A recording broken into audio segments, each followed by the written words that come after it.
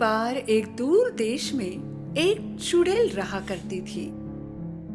उसकी उदासी की वजह थी कि उसे बच्चा नहीं हो सकता था। हालांकि अगर उसे बच्चा होता तो वो उसे अपने गहरे रहस्यों और शक्तियों को दे सकती थी। इसलिए उसने तय किया कि वो पहली लड़की को सबसे दूर ले जाकर बिल्कुल अपनी बेटी जैसा बड़ा करेगी।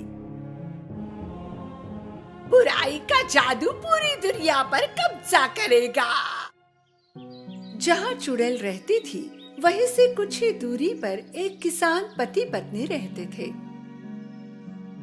एक दिन आदमी को बड़ी अच्छी खबर मिली जो उसकी पत्नी ने उसे दी थी। हमें बच्चा होने वाला है। दुर्भाग्यवश उनकी खुशी लंबे समय तक नहीं टिकी। महिला बहुत बीमार हो गई। जैसे जैसे समय गुजरता गया उसका वजन कम होता गया। अगर वो जल्दी ठीक नहीं होती तो बच्चे को खो देती। उसके पति ने हर दवा और फायदेमंद जड़ी बूटी की कोशिश की पर वो ठीक नहीं हुई। उसके आखिरी डॉक्टर ने उसे कहा कि एक ही तरीका है जिससे उसकी पत्नी ठीक हो सकती है। एक बुरी चुड़ैल है, सिर्फ उसी के पास इसे ठीक करने वाली जड़ी बूटी है। अब सिर्फ यही एक रास्ता है। आदमी ने अपनी सारी हिम्मत इकट्ठा की और चुड़ैल के महल में चला गया और दरवाजे पर दस्तक दी। इतनी निडरता से मेरा दरवाजा खटखटा रहे हो, जरूर कोई महत्वपूर्ण बात होगी। मेरी पत्नी बीमार है, उसकी हालत दिन ब दिन बिगड़ रही है। मैंने सुना है कि केवल आप ही के पास उसके उपचार की जड़ी बूटी है। अच्छा, पर मैं तुम्हारी मदद क्यों करूं? मैं विनती करता हूँ, कृपया मेरी मदद कीजिए। मेरी पत्नी पेट से है। अगर मैंने उपचार नहीं किए तो मैं दोनों को खो दूंगा। उसकी स्थिति के बारे में सुनकर चुड़ैल ने अपना मन बदल दिया और उसकी मदद करने का फैसला किया। यदि तुम ऐसा कहते हो तो मैं तुम्हारी मदद करूंगी। चुड़ैल ने उसे उपचार की जड़ी बूटी दी। इस जड़ी बूटी के पत्तों का एक एक टुकड़ा रोज तुम्हारी पत्नी को खिलाना, तुम्हें वो ठीक होती नजर आएगी। आदमी बहुत खुश हो गया। भागते भागते घर पहुंचा। उसकी पत्नी ने रोज पत्तों का एक टुकड़ा खाया। उसकी तबीयत में सुधार आने लगा और उसका खोया वजन भी बढ़ता गया। पर कुछ दिनों बाद चुड़ैल ने दी हुई औषधि खत्म हुई।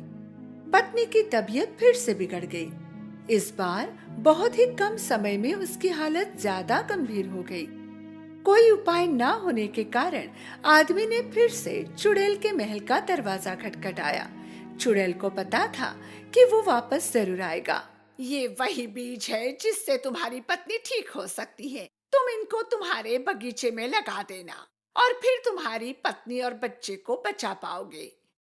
पर मेरी एक शर्त है, अगर तुम्हें बच्ची होती है तो तुम उसे मुझे दोगे। मैं ऐसी शर्त कभी नहीं मान सकता। तो जाओ यहाँ से। चुड़ैल ने उसके मुंह पर दरवाजा बंद किया। दुखी होकर आदमी घर वापस आ गया। वो अपनी पत्नी को कुछ भी बता नहीं सकता था। जैसे जैसे दिन गुजरते गए पत्नी की हालत बिगड़ती गई। अब बच्चे को भी खतरा बढ़ गया था। आदमी की रातों की नींदें उड़ गई थी। अगर वो चुड़ैल की शर्त नहीं मानता तो वो पत्नी और बच्चा दोनों को खो देता। पर अगर वो शर्त मान लेता है और अगर उसे बेटा पैदा होता है तो उसकी पत्नी और बच्चा दोनों बच जाते। इसीलिए उसने अपना मन बना लिया और चुड़ैल के महल में गया। उसने चुड़ैल की शर्त मान ली और बीज लेकर घर गया। चुड़ैल ने दिए हुए बीज उसने अपने बागीचे में बो दिए। बीज बहुत ही कम समय में उग गए। आदमी ने अपनी पत्नी को बागीचे में उसने उगाए हुए पत्ते खिलाए। जैसे दिन बीतते गए उसकी पत्नी ठीक हो गई और उसने एक स्वस्थ बच्चे को जन्म दिया। पर आदमी को अब डर सता रहा था। ये एक सुंदर बच्ची है। उसी दिन राजमहल में एक उत्सव मनाया जा रहा था। रानी ने एक बेटे को जन्म दिया था।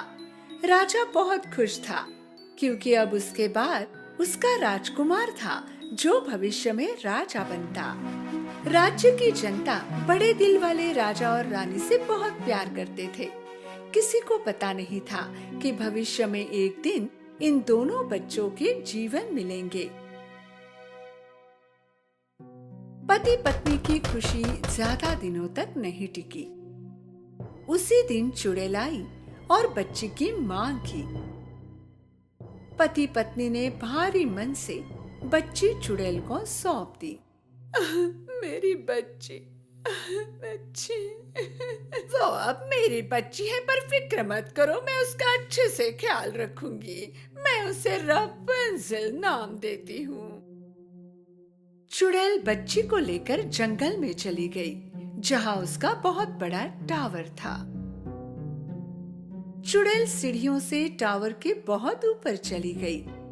वो आखिरी मंजिल के एक कमरे में पहुँचे। चुड़ैल ने बच्ची को उसके पालने में रखा। रपुंज़ल, मेरा सुंदर बच्चा। चुड़ैल को ही अपनी माँ मानकर रपुंज़ल ने उस टावर में अपना जीवन जीना शुरू किया। दिन के समय रपुंज़ल टावर से नीचे उतरकर महल के सामने खेला करती और रात को दोबारा टावर के आखिरी मंजिल पर अपने छोटे से कमरे में लौट आती। चुड़ैल ने रपुंज़ल के सुनहरे बाल कभी नहीं काटे। वो रोज उसके बालों में अच्छे से कंघी करती। छोटी बच्ची को ये बहुत पसंद था। दिन गुजरते गए। रपुंज़ल अब बड़ी हो गई थी और अब वो किशोरी बन गई थी। एक दिन चुड़ैल टावर के पास गई और रपुंज़ल को बाहर बुलाया। रपुंज़ल, मेरी बच्ची, अपने सुनहरे बाल नीचे फेंको। रपुंज़ल ने उसके सुनहरे बाल नीचे फेंके। उसके बाल अब नीचे तक पहुंचने लगे थे। बहुत अच्छे। चुड़ैल टावर की सीढ़ियों तक पहुंच गई। फिर आखिरी सीढ़ी पर खड़े होकर उसने कुछ जादुई शब्द बोले और सीढ़ियां गिरने लगी।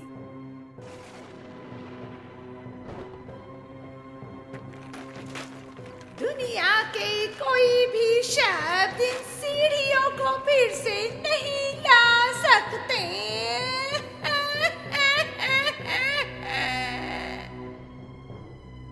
आश्चर्य के साथ जो भी हो रहा है उसे देखकर रपुंज़ल जान गई थी कि वो टावर से नीचे कभी नहीं उतर सकती। चुड़ैल रोज टावर से नीचे उतरने के लिए रपुंज़ल के बालों का इस्तेमाल करती और शाम को भी वो टावर के नीचे आकर रपुंज़ल को पुकारती। रपुंज़ल, तुम्हारे बाल नीचे आने दो, तुम्हारी माँ आई है। उसकी आवाज सुनकर रपुंज़ल अपने बाल नीचे छोड़ती और उसी के सहारे चुड़ैल ऊपर आ जाती। माँ, तुम मुझे टावर के बाहर क्यों नहीं जाने देती? तुमने मुझे यहाँ क्यों रखा है? मेरी प्यारी बच्ची, मैं तुम्हें बहुत प्यार करती हूँ, इसलिए तुम्हें दुनिया की बुराई से बचाना चाहती हूँ। रपुंज़ल सारा दिन गाने में और जो पंछी उसके खिड़की पर आते उनसे बात करने में बिताती थी।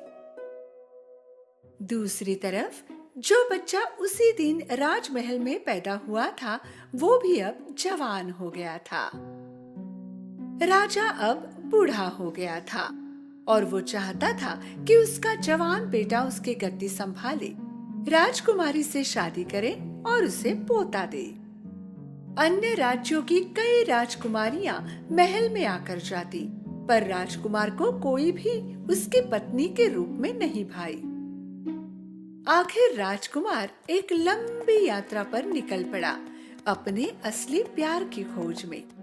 जब वो जंगल के पास पहुंचा जहां टावर छुपा था, उसने अपने आदमियों से पूछा, मैं इस जंगल में कभी नहीं गया, चलो इस जंगल से गुजरते हैं, शायद हमें कोई अच्छा रास्ता मिल जाए। राजकुमार, ये जादुई जंगल है, सुना है कि जो भी इसके अंदर जाता है वो लौट कर नहीं आता। ऐसा तुम कह रहे हो, क्या पता कोई अफवाह हो, खुद जाकर देखते हैं। राजकुमार और उसके आदमी ने जंगल में प्रवेश किया। राजकुमार को खुद पर भरोसा था, पर उसके आदमी को नहीं। कुछ देर बाद उनको टावर दिखाई दिया जहां रपेंजेल रहती थी। फिर उन्होंने रपेंजेल का गाना सुना।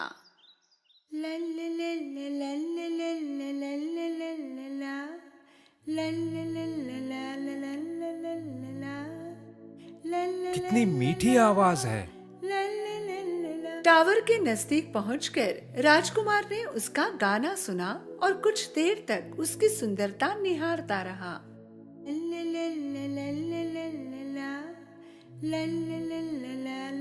उसी समय चुड़ैल वहां आई और उसने रपेंजेल को पुकारा। रपेंजेल, तुम्हारे सुनहरे बाल नीचे आने दो। चुड़ैल की आवाज सुनकर रपेंजेल ने उसके सुनहरे बाल नीचे छोड़े और चुड़ैल बालों के सहारे ऊपर चढ़ गई। अच्छा, तो इसका नाम रपेंजेल है। राजकुमार ने कुछ समय टावर के आसपास घूमने का फैसला किया और रपेंजेल को देखता रहा। चुड़ैल रपेंजेल के बालों के सहारे हर सुबह नीचे आती और रात को ऊपर चढ़ती।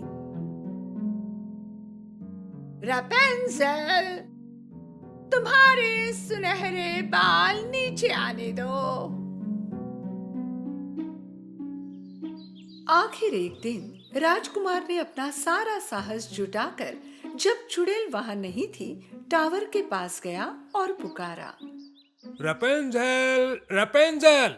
रपेंजेल पहली बार उसकी माँ के अलावा किसी और की आवाज सुन रही थी। पहले वो संकोच कर रही थी, लेकिन बाद में वो बहुत उत्सुक थी देखने के लिए कि कौन हो सकता है। इसलिए उसने खिड़की के नीचे देखा। उसने देखा एक नौजवान नीचे से उसको देख रहा था। तुम कौन हो और तुम मेरा नाम कैसे जानते हो? मैं इस साम्राज्य का राजकुमार हूँ। मैंने तुम्हारी अद्भुत आवाज सुनी है और मैं तुमसे मिलना चाहता हूँ। मुझे अनजाने लोगों से बात करने की अनुमति नहीं, कृपया चले जाओ। तुम्हें मुझसे कोई खतरा नहीं, मैं वादा करता हूँ। कृपया नीचे आओ ताकि हम बात कर सकें। मैं नहीं आ सकती, यहाँ सीढ़ियाँ नहीं हैं। उसी समय रपेंजेल ने माँ को आते देखा। जल्दी से यहाँ से चले जाओ, माँ ने तुम्हें नहीं देखना चाहिए। राजकुमार तुरंत पेड़ के पीछे छिप गया। टावर के पास पहुंचकर चुड़ैल ने पुकारा और रपेंजेल के बालों के सहारे ऊपर चढ़ गई। राजकुमार रोज आने लगा। अब वो दोस्त बन चुके थे और वो भी जान चुकी थी कि उसे राजकुमार से कोई खतरा नहीं, इसलिए उसने अपने बाल नीचे छोड़े। राजकुमार ने उसके सुनहरे बालों को पकड़ा और ऊपर चढ़ गया। रपेंजेल बहुत उत्सुक थी। उसने पहले कभी कोई आदमी नहीं देखा था और आज राजकुमार उसके सामने खड़ा था। तुम्हारी माँ ने तुम्हें इस टावर में बंद करके क्यों रखा है? माँ मुझे कहती है कि ये दुनिया बुराई से भरी है। वो मेरी रक्षा करने की कोशिश कर रही है। लेकिन ये हास्यास्पद है। क्यों एक माँ अपनी बेटी को ऐसी जगह पर बंदी बना कर रखेगी? हाँ, ये सच है कि दुनिया में बुराई है, पर फिर भी सुंदरता भी तो है ना। रपेंजेल ये देखने के लिए उत्सुक थी कि क्या राजकुमार जो कह रहा है वो सच है, और वो भी बाहर की दुनिया देखना चाहती थी। आखिरकार उन्होंने अपना मन बना लिया और साथ में भागने का फैसला किया। उस रात जब चुड़ैल टावर पर पहुंची, उसने रपेंजेल के बाल नीचे छोड़े हुए देखे। रपेंजेल ने मुझे आते हुए देख लिया, इसलिए बाल नीचे छोड़ दी। टावर चढ़ने के बाद उसने क्या देखा? रपेंजेल के बाल काटकर खिड़की से बंधे हुए थे और रपेंजेल कहीं नहीं थी। उसे पल में एहसास हुआ कि रपेंजेल भाग गई। रपेंजेल ने अपने बाल काटे और खिड़की से बांध दिए थे और उसी के सहारे वो और राजकुमार टावर से नीचे उतरे थे। रपेंजेल, रपेंजेल, तुमने मुझे धोखा देने की हिम्मत कैसे की? इसी बीच रपंजेल और राजकुमार उस जादुई जंगल से बाहर आए। जंगल जादुई होने की कहानी चुड़ैल की बनाई हुई थी। वो नहीं चाहती थी कि कोई वहां आकर रपंजेल को देखे। रपंजेल और राजकुमार आखिरकार महल पहुंचे। रपंजेल के साथ राजकुमार राजा और रानी के सामने गया और देखा कि राजा एकदम स्वस्थ उसके सामने खड़े थे। पिताजी, आप एकदम स्वस्थ दिख रहे हैं। ये कैसे हुआ? एक औषधि बूटी ने तुम्हारे पिताजी को स्वस्थ किया मेरे पुत्र। क्या कहते हैं उसे? हाँ, रपंजेल। रपंजेल? राजकुमार ने उन्हें सब कुछ बताया जो भी उसके साथ हुआ। राजा ने बताया कि एक बूढ़े युगल ने उन्हें वो औषधि दी और उन्हें बुरी चुड़ैल की कहानी भी बताई कि कैसे वो उनकी बेटी को पैदा होते ही ले गई। राजकुमार और रपंजेल उस बूढ़े युगल के घर पहुंचे। जैसे ही उस औरत ने सुनहरे बालों वाली लड़की देखी, उसने पहचान लिया कि वो उसी की बेटी रपंजेल है, जो चुड़ैल उससे लेकर गई थी। मेरी बच्ची, आखिर तुम मुझे मिल ही गई।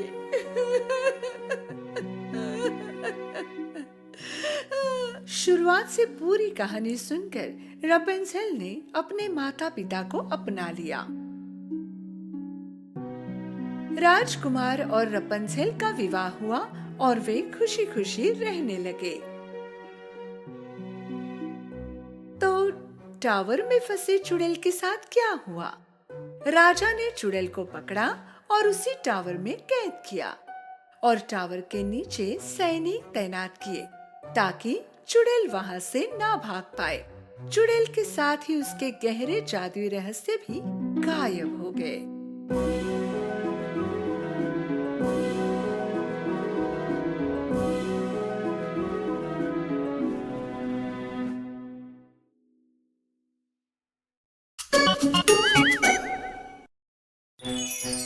हमारी प्यारी जलपरी। महासागर की गहराइयों में बहुत कुछ छिपा था जिसके बारे में कोई नहीं जानता था। बड़े बड़े वेल्स, शरारती डॉल्फिन्स और रेनबो के हर कलर की मछलियां। उससे भी नीचे, जहां सूरज की किरण भी नहीं पहुंचती थी, वहां था डीप सी किंगडम। वहां के लोग अन्य प्राणियों के साथ बड़े ही प्रेम से रहते थे। वहां के बादशाह अपनी माँ और 6 बेटियों के साथ रहते थे और समुंदरों पर राज करते थे। बादशाह को अपनी बेटियों से बेहद प्यार था। उन्हें डर था कि कभी ना कभी जमीन के लोग उनकी बेटियों को नुकसान पहुंचाएंगे, इसलिए उन्हें पानी के ऊपरी हिस्से में तैरने की परमिशन नहीं थी। सागर के बाहर रहने वाले सारे मनुष्य बुरे हैं। वो लोग बुरे क्यों हैं डैडी? क्योंकि मनुष्य सागर को गंदा करते हैं और उसमें रहने वाले प्राणियों को मार डालते हैं। प्यारी जलपरी को जानना था कि जमीन पे रहने वाले लोग कैसे होते हैं। उसकी बहनों से सुनी हुई कहानियां काफी नहीं थी। उसकी दादी भी उसे मनुष्यों से दूर रहने को कहती थी और वो कहती थी सी गेट से वो तभी बाहर जा सकती है जब वो राजकुमारी बन जाए और अपनी बहनों जितनी बड़ी हो जाए। प्यारी जलपरी ने जब अपनी बहनों को बाहर जाते हुए देखा तो उसने भी ठान लिया कि वो भी बाहर जाएगी। पर कैसे? वो डॉल्फिन के साथ हिमरन व्हेल से मिलने गई। हिमरन को सी गेट के अंदर बाहर जाने की पूरी आजादी थी। उसने हिमरन को अपना पूरा प्लान बताया, पर हिमरन ने उसे मानने से मना कर दिया। भाई बादशाह से कौन पंगा लेगा? पर फिर उसे उसकी हालत पे दया आ गई और उसकी मदद करने को तैयार हो गई। हिमरन और डॉल्फिन सी गेट पर गए। उन्हें देख गार्ड्स ने उन्हें जाने दिया बिना किसी सवाल के। वहां से काफी दूर जाके हिमरन ने अपना बड़ा सा मुंह खोला और अंदर से निकली हमारी प्यारी जलपरी एरियल। एरियल हिमरन की मदद से सागर के ऊपर तक आ गई। उसने पहली बार हवा को महसूस किया, नीला आकाश देखा। क्या बात है! उसी पल एरियल को म्यूजिक सुनाई दिया। कहां से आ रही थी ये धुन?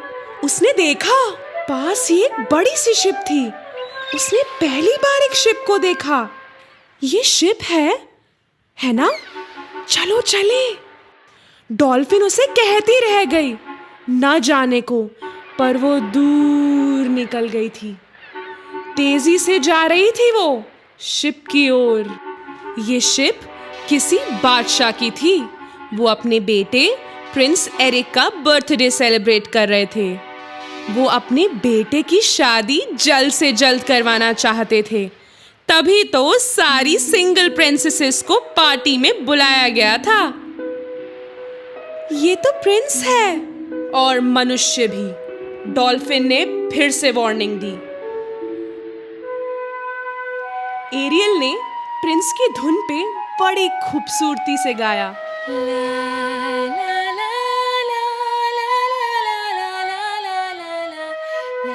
प्रिंस को आवाज बहुत अच्छी लगी, पर ये आ कहां से रही है?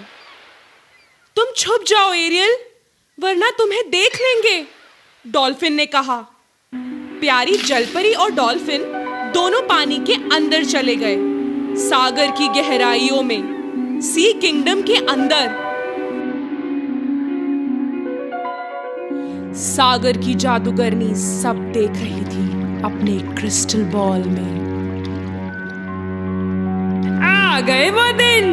महासागर के बादशाह की बेटी एक मनुष्य के साथ। तूफान आ जाओ, तबाही मचा जाओ, सागर के ऊपर अपना जोर दिखा जाओ। जादूगरनी के ऐसा कहते ही भयंकर लहरें प्रिंस की शिप की तरफ बढ़ने लगी और वो पत्थरों की तरफ जाने लगी। प्यारी जलपरी को ये देखकर बहुत फिक्र होने लगी। ये शिप तो टकरा के टूट के डूब जाएगी। हमें उनकी मदद करनी होगी।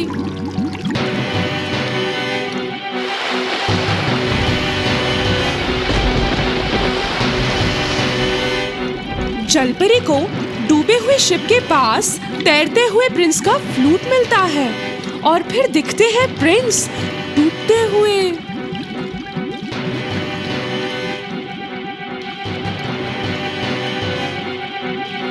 वो उसे हाथों हाथ खींच के तैरते हुए सीशोर पे लाती है। उठ जाओ, प्लीज उठो। प्रिंस को होश आता है और वो धीरे से अपनी आंखें खोलता है। तुम जिंदा हो, प्यारी जलपरी खुश होके बोली। दूर से कुत्ते के भौंकने की आवाज सुन के उसे ध्यान आया कि वो कहाँ है और वो सागर में कूद गई। प्रिंस का एक हेल्पर और एक प्रिंसेस वहां आए उसे ढूंढते हुए। एक लड़की ने मुझे बचाया। मैंने उसकी आवाज पहले भी सुनी है। बहुत ही सुकून वाली आवाज थी।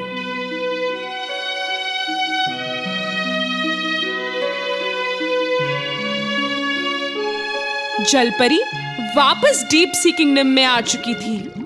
प्रिंस का फ्लूट उसके पास ही था। उन्हीं के बारे में सोच रही थी वो। तभी बादशाह वहां आते हैं और उन्हें वो फ्लूट दिखता है। उसे देखते ही उन्हें पता लग गया कि ये मनुष्य का है। हमारे कुछ नियम हैं और सभी को उनका पालन करना चाहिए, खासकर मेरे बच्चों को।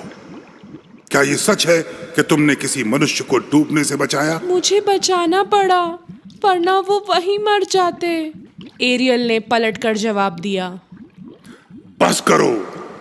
मनुष्य बुरे होते हैं उनकी दुनिया और हमारी दुनिया के बीच कोई भी रिश्ता नहीं बन सकता।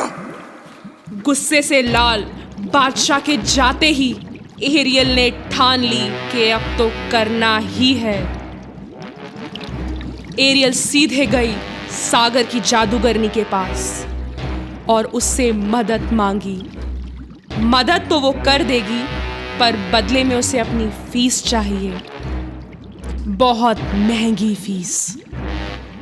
मैं एक दवाई बनाऊंगी जो तुम्हें मनुष्य बना देगी, तुम्हारे 2 पैर निकल आएंगे।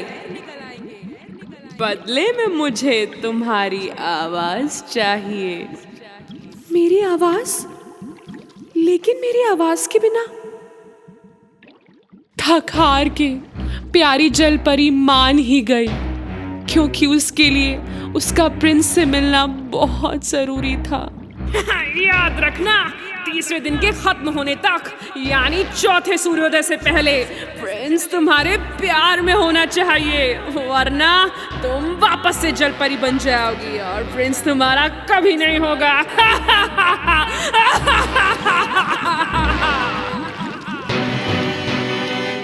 एरियल वो दवा घूंट घूंट कर पी गई।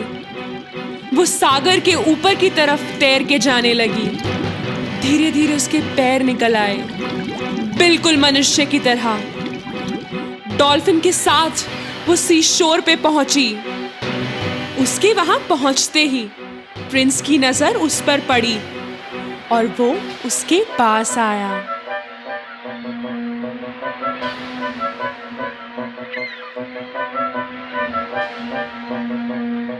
तुम कहीं मिले हैं ना हम? हाँ, बिल्कुल मिले हैं। एरियल कुछ बोल तो नहीं सकती थी, पर उसने प्रिंस को उसका फ्लूट जरूर दिया। प्रिंस ने उस दिन वाली धुन फिर से बजाई।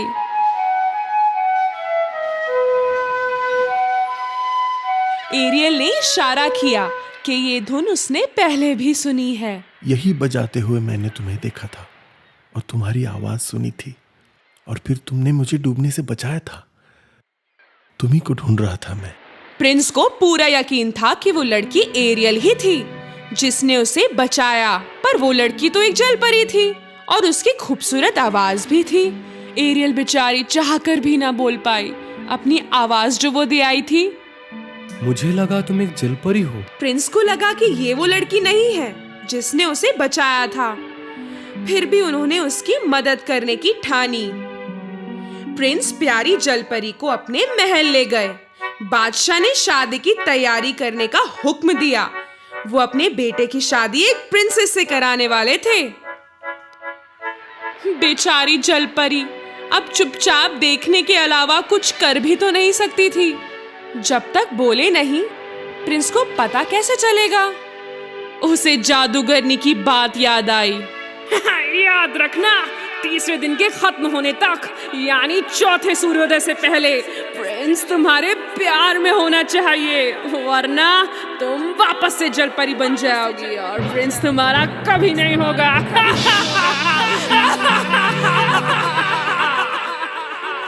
देखते ही देखते पहले 2 दिन बीत गए। अब तीसरा दिन आ गया।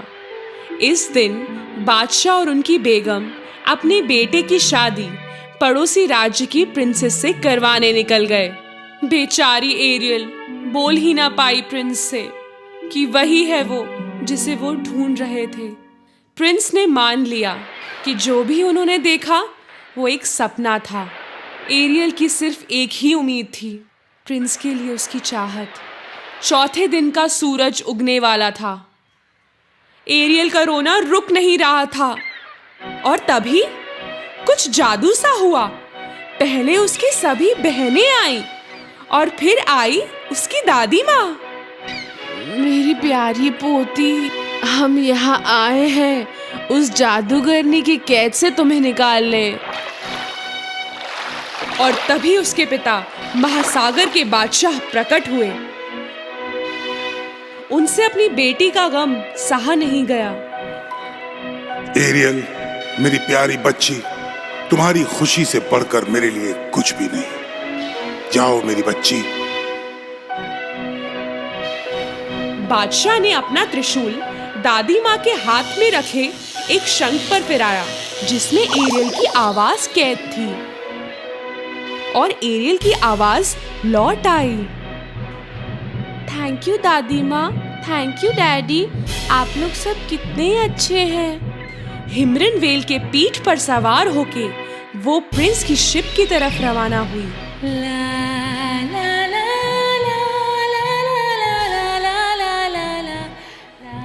प्रिंस और प्रिंसेस की शादी होने वाली थी कि प्रिंस अचानक रुक गए। उन्हें जलपरी की मधुर आवाज सुनाई दी। उसे अपनी तरफ आते हुए देखकर बिना झिझक के प्रिंस सागर में कूद गए।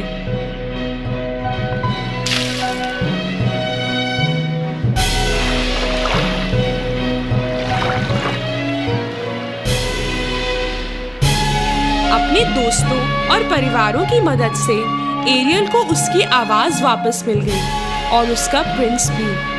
पर अब वो जलपरी नहीं थी, वो अपनी जिंदगी बिताने वाली थी मनुष्य बनकर। एरियल और प्रिंस की दुनिया बसी दोस्ती, शांति और प्रेम के पैगाम के साथ जमीन और सागर के बीच। एक समय की बात है, एक पति और पत्नी का जोड़ा था। उनका कोई बच्चा नहीं था, पर उन्हें एक बेटी की बहुत इच्छा थी। कुछ दिनों बाद उनको बच्चा होने वाला था। एक दिन उन्हें खिड़की के बाहर एक लेट्यूस गार्डन दिखा। तब से उन्हें वहां से लेट्यूस खाने की इच्छा हुई। पता नहीं कब मैं वो लेट्यूस खा पाऊंगी।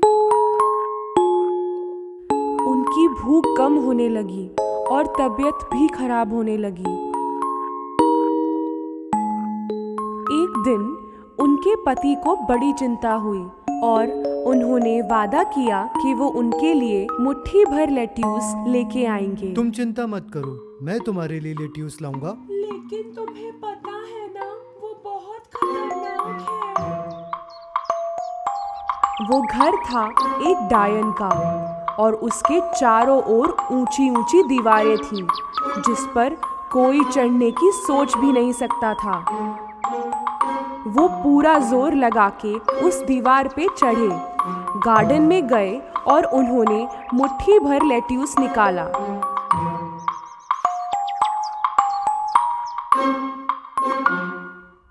उनकी पत्नी ने बड़े शौक से लेट्यूस खाया और बेहतर महसूस करने लगी।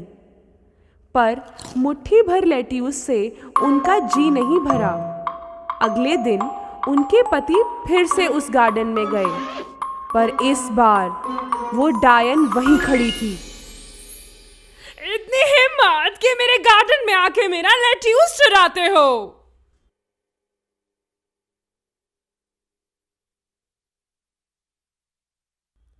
तो तुम मुझसे पूछ तो सकते थे ना। मेरी बीवी पेट से है और उसे आपके लेट्यूस बहुत पसंद हैं। माफ कर दूं? तुम्हें तो सजा मिलेगी। अगर मेरी पत्नी ने लेट्यूस नहीं खाया तो बीमार हो जाएगी और बच्चे को परेशानी होगी। प्लीज।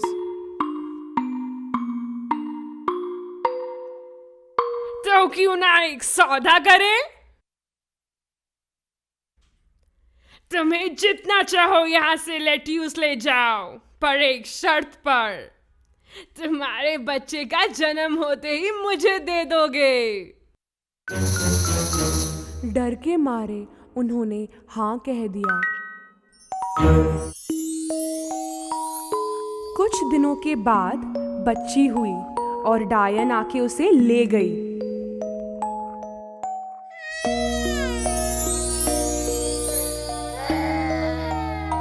उसने उसका नाम रखा रैपुंज़ेल, क्योंकि जो लेट्यूस उसकी मॉम खाती थी उसका नाम भी वही था। उस डायन ने रैपुंज़ेल का बहुत ख्याल रखा। 16 साल के होते होते वो बड़ी सुंदर हो चुकी थी उसका घर जंगल के बीच में एक बहुत ऊंची इमारत में था और इस इमारत में सीढ़ियां नहीं थी, सिर्फ ऊपर एक खिड़की थी। डायन ने कभी भी इस सुंदरी के बाल नहीं काटे थे। उससे मिलने आती तो नीचे से आवाज देती,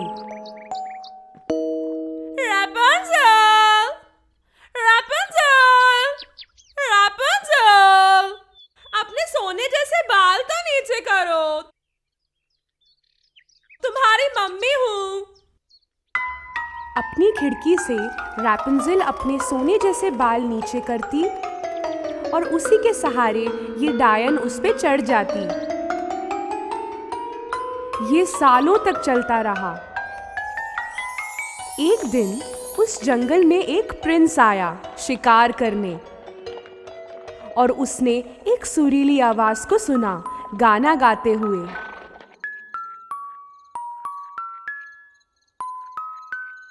वाह, कितनी सुरीली आवाज है। उसने सोचा और आवाज की ओर बढ़ता गया। रापुंज़ल की इमारत के पास आके उसने बायां देखा फिर दायां, पर कोई सीढ़ी वीढ़ी नजर ही नहीं आई।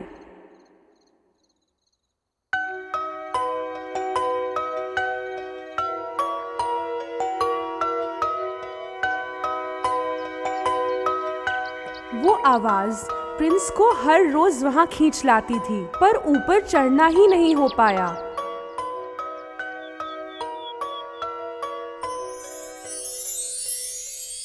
एक रात इमारत की तरफ जाते हुए उसे नीचे डायन दिखी। रापुंज़ल, रापुंज़ल, रापुंज़ल, अपने सोने जैसे बाल तो नीचे करो, तुम्हारी मम्मी हूँ।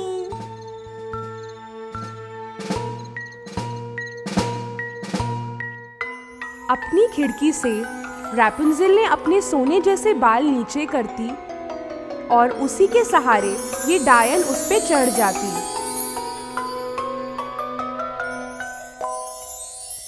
अगले दिन सूरज ढलते ही प्रिंस वहां गया और आवाज बदल के चिल्लाया, रापुंज़ल, रापुंज़ल, अपने सोने जैसे बाल तो नीचे करो, मैं तुम्हारी मम्मी हूँ।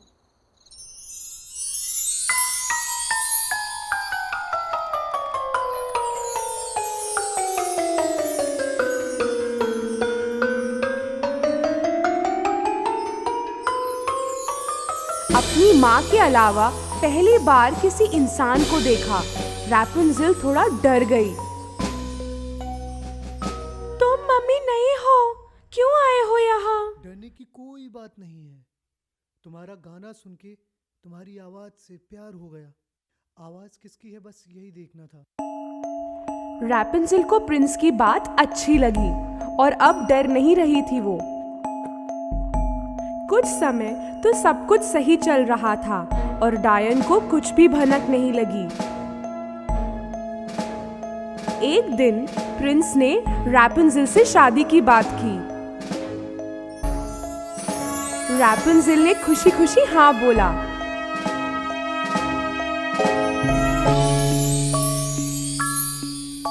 पर रापुंज़ल को नीचे जाने का कोई तरीका नहीं सूझ रहा था। अचानक एक आइडिया आया। हर बार प्रिंस एक कपड़े का टुकड़ा लेके आता था, रापुंज़ल उनको जोड़ के एक रस्सी बना रही थी। पर एक दिन रापुंज़ल से एक गलती हो गई और उसके मुंह से एक बात निकल गई। मम्मी, आपसे ज्यादा तेज तो प्रिंस चढ़ता है। प्रिंस? कौन प्रिंस? डायन को समझ में आ गया कि कुछ गड़बड़ है और वो चिल्लाने लगी, तुमने मुझे धोखा दिया है। मैं तुम्हें बाहर की दुनिया से बचाना चाहती थी।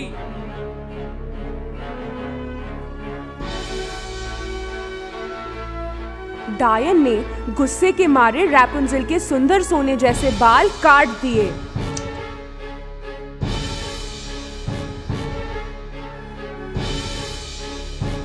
और उसे एक दूर दराज के रेगिस्तान में भेज दिया। उस रात डायन घर पे प्रिंस के आने का इंतजार कर रही थी। थोड़ी देर में प्रिंस की आवाज आई। रेपुंज़ेल, रेपुंज़ेल, अपने सोने जैसे बाल तो नीचे करो, मैं हूँ प्रिंस। डायन ने रैपुंज़ेल के बाल नीचे कर दिए। ऊपर कौन है ना जानते हुए प्रिंस चढ़ने लगा। वहां पे रैपुंज़ेल नहीं बल्कि डायन दिखी। वो समझ गया कि कुछ बुरा हुआ है। डायन उसकी तरफ आ रही थी कि प्रिंस घबरा के गिर गया। नीचे कुछ पौधे थे।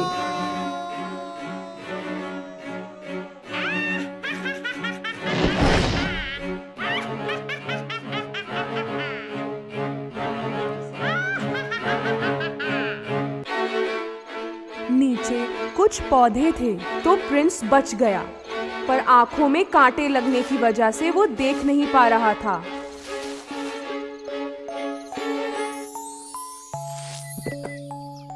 बिना देखे प्रिंस जंगल में घूमता रहा, रैपुंज़ेल को ढूंढते हुए।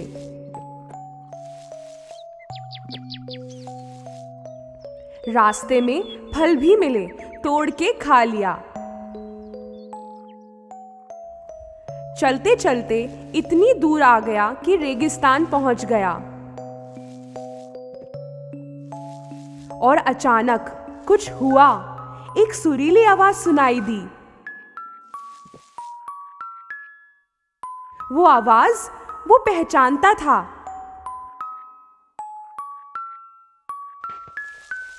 वो उस आवाज की तरफ जाने लगा, चिल्लाते हुए।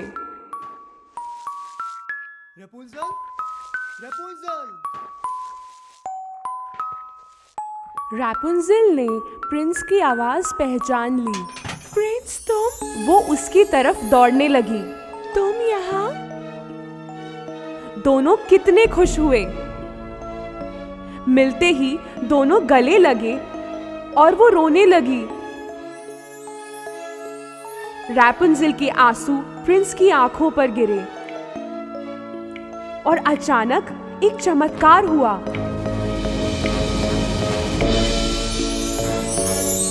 और प्रिंस आंखें खोल के देखने लगा। ये देख के रैपुंज़ेल बहुत खुश हुई।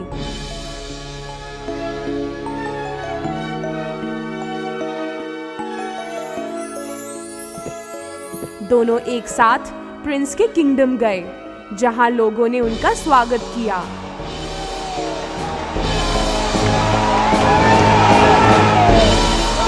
और दोनों हमेशा खुश रहे।